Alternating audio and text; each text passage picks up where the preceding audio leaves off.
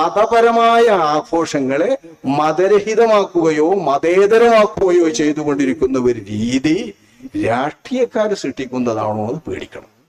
അതനുസരിച്ചുകൊണ്ട് തന്നെ അതത് മതക്കാർ അവരവരുടെ ആഘോഷങ്ങൾ പ്രത്യേകം തിരിച്ചറിയുകയും ആ തിരിച്ചറിവിന്റെ അടിസ്ഥാനത്തിൽ നമ്മൾ നമ്മളെ ആഘോഷം നമ്മളെ സംസ്കാരം വെച്ചുകൊണ്ട് നിലനിർത്തുകയും ചെയ്യേണ്ടതുണ്ട്.